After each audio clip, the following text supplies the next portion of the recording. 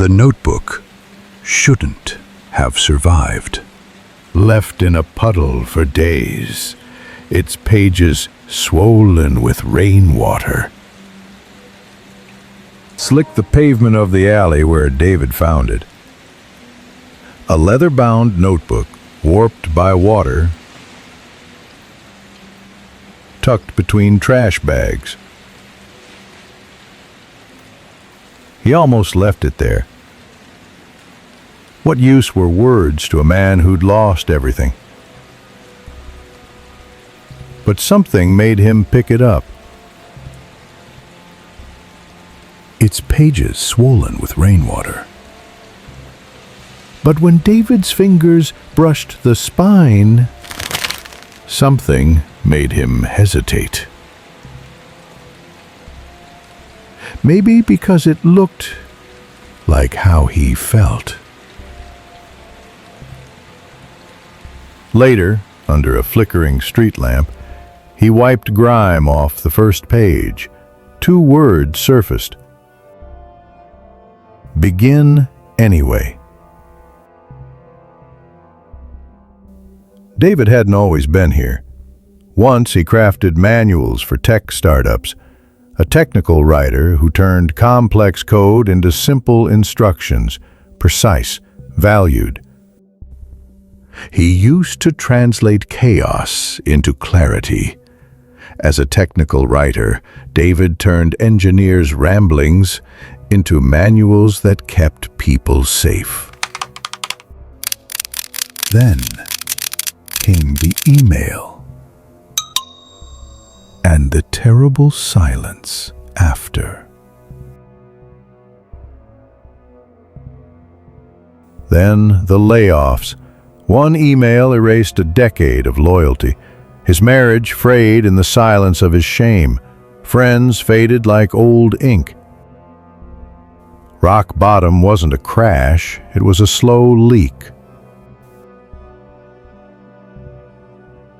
The notebook's Neville quote made him snort.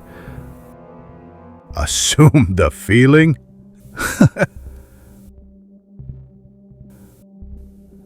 The notebook wasn't a manifesto, it was a collision of voices. What you seek is seeking you, Rumi. Assume the feeling of your wish fulfilled, Neville Goddard.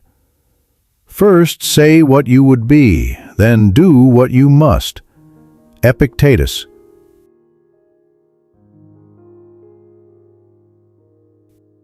Easy for dead philosophers, but alone in his shelter bunk, he'd whisper Neville's words like a challenge, not to believe them, but to dare them. But at 3 a.m., staring at the shelter's cracked ceiling, he whispered it like a curse, then like a prayer.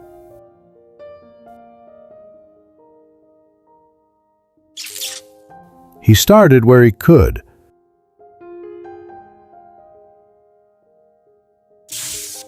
Fixed a donated laptop at the shelter. Wrote a manual for the kitchen volunteers. Tiny acts, no grand visions. Months later, a non-profit needed someone to document their coding initiative. David's hands shook as he shared his portfolio, a patchwork of volunteer work and old manuals.